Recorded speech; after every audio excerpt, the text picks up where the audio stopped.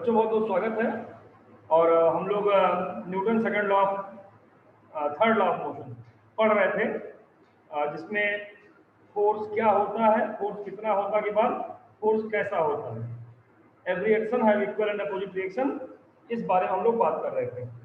तो यहाँ पर ये consider a horse of mass small m and a part of mass capital M wounded together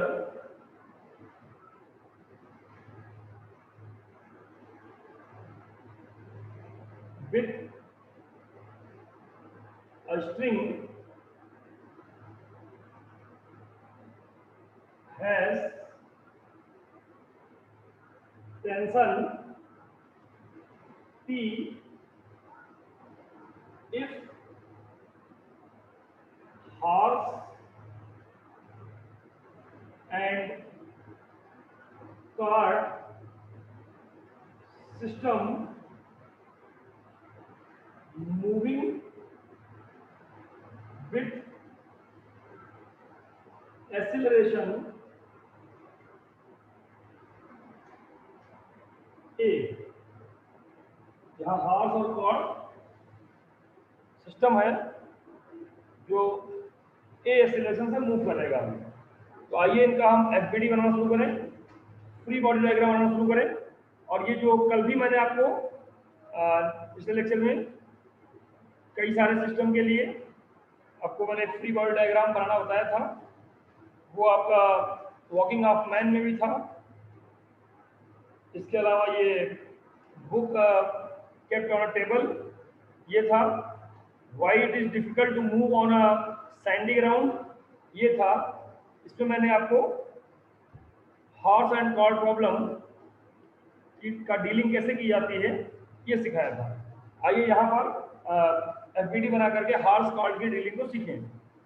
यहाँ पर हॉर्स पर कितने फोर्स लग रहे होंगे, तो हॉर्स पर देखिए एक तो एमजी लग रहा होगा इसका, देखते जाइए, पहले सुनिए, लिखिए नहीं, पहले समझिए।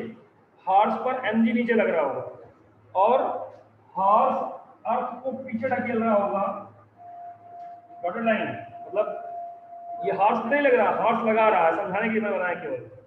तो हॉर्स अगर अर्थ को पीछे ढकेल रहा होगा तो अर्थ हॉर्स को आगे ढकेलेगी, that reaction force is R1।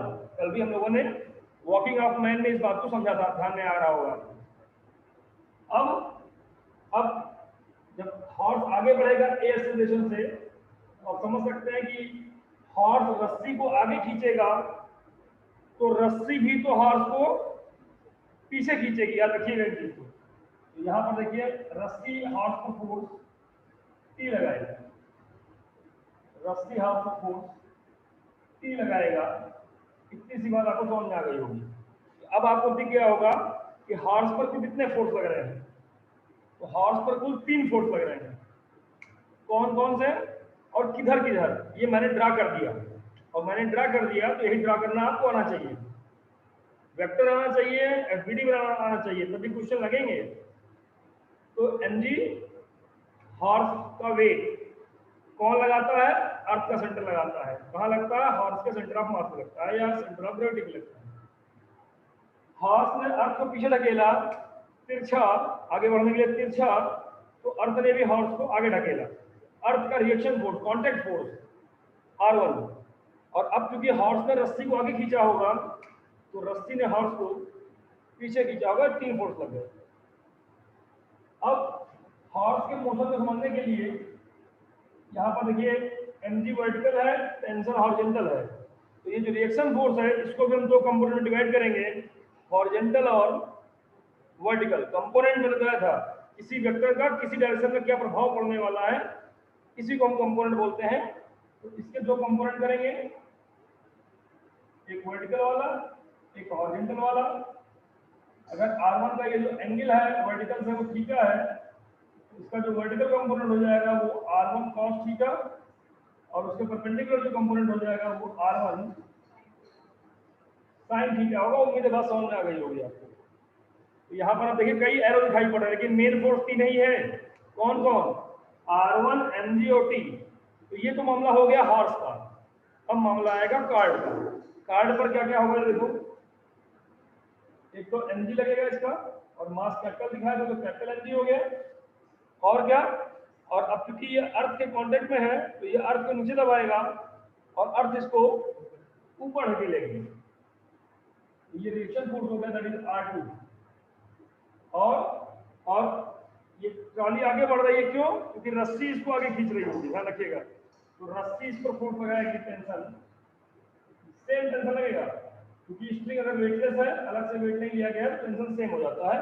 ये बात अभी हम आगे भी कई बार बोलेंगे कि स्ट्रिंग अगर वेटलेस है तो उसके हर पार्ट पर टेंशन सेम रहता है।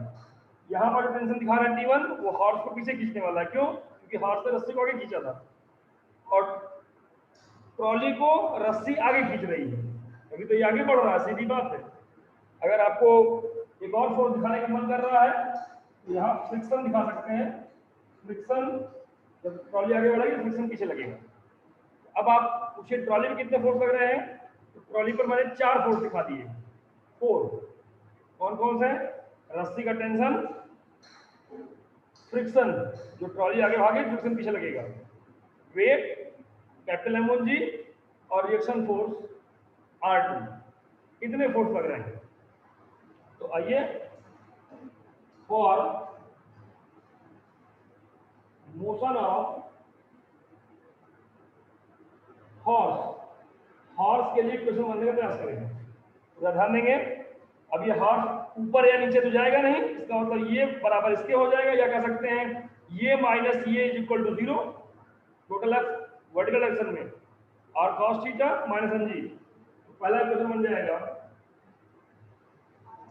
R1 cos theta minus small mg is equal to 0। क्यों 0? क्योंकि कोई एक्सेलरेशन नहीं है, कोई मोशन ही नहीं है अप एंड डाउन डायरेक्शन में। एंड हॉरिजॉन्टल डायरेक्शन में क्या हो रहा है भाई? एक फोर्स लग रहा है ये R1 sin थीटा, और एक टेंशन उसको अपोज कर रहा है, और ये जा आगे रहा है। इसका मतलब ये माइनस ये बराबर ma। तो क्या आ गया ये? R1 sin theta minus t that is equal to small ma, mass of horse into acceleration. F is equal to ma। F कितने हैं हॉरिजॉन्टल डायरेक्शन में? 2। R1 sin थीटा और t दोनों अपोजिट है, इसलिए घट रहे हैं। R1 sin theta minus t is equal to ma। उम्मीद है आपको बात समझ में आ रही होगी। These two equations can be written for the motion of horse। आइए अब कार्ड की बात करना शुरू करते हैं। For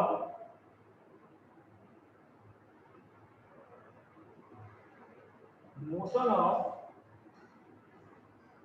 कार्ड, ये भी अप एंड डाउन मोशन तो कर नहीं रहा है, इसका मतलब ऊपर वाला फोर्स नीचे वाले फोर्स के बराबर होगा, या कह सकते हैं कि ये माइनस ये इज इक्वल टू 0। क्या हो जाएगा फिर? क्या हो जाएगा फिर? R2 minus capital mg is equal to 0। That's equation number 3। और बोलना सीखिए, जितना चिल्लाना आ जाएगा वही फिजिक्स हो जाएगी आपकी, क्योंकि जब आप बोलेंगे गलती करेंगे तो फिर आप अपने आप ही उस गलती से सीखेंगे। तो R2 minus mg is equal to 0। और हॉरिजॉन्टल डायरेक्शन में देखिए t आगे की तरफ है और f पीछे की तरफ है, और मूव आगे कर रहा है, तो मतलब ये माइनस ये is equal to ma capital ma। तो इक्वेशन क्या बन जाएगा? एंड कितना हो जाएगा भाई? t minus f, t minus small f is equal to capital ma। Total दो फोर्स है, दोनों अपोजिट है।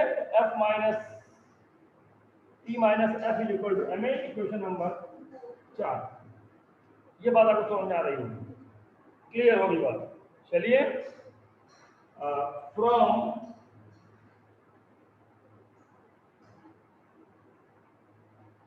all 4 equations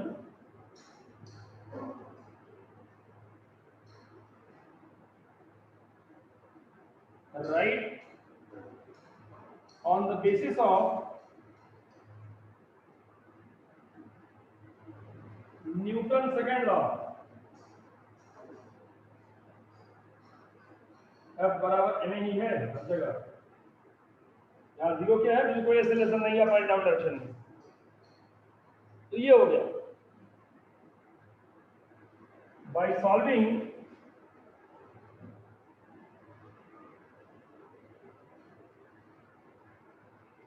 all above equation, we can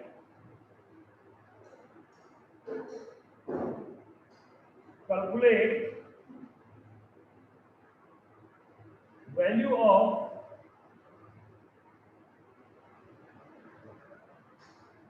acceleration A,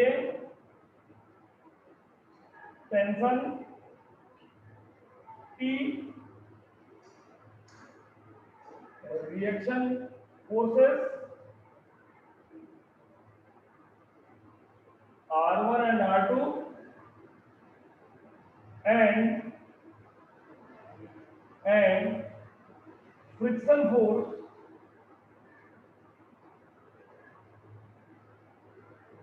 F। कितने अननोन हो गए, कितने अननोन हो गए, देखिए कितनी अननोन क्वांटिटी हो गई, ए टी R1 R2 और F, 5 अननोन क्वांटिटी हो गई। और इक्वेशन क्या ढूंढा है, 4। तो इसका मतलब कोई एक जरूर दिया होना चाहिए। इफ वन ऑफ देम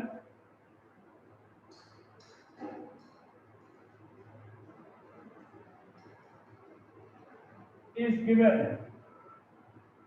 अगर कोई एक दिया होगा तो बकिया हम 4 को आसानी से इन इक्वेशन की मदद से कैलकुलेट कर सकते हैं। उम्मीद है बात समझ में आई होगी, कैसे हार्श और प्रॉब्लम में हम लोग इक्वेशन बनाए हैं और इक्वेशन सॉल्व करेंगे। तो ये इस क्वेश्चन को करने का तरीका है, बेसिक्स है। और ऐसे बहुत सारे क्वेश्चन आपको आगे मिलने वाले हैं, और मैंने कहा पढ़ा जरूर दे रहा हूँ कैसे किया जाता है, करना आपको है, करिएगा। जहां दिक्कत आएगी, एफबीडी नहीं बना पाइएगा, इक्वेशन नहीं बना पाइएगा, इक्वेशन सॉल्व नहीं कर पाइएगा, जरूर मैसेज कीजिएगा, जरूर अपने कमेंट्स करिएगा, हम उसको बताएंगे। पहले बेसिक्स कैसे होता है वो मैंने आपको यहाँ दिखाया।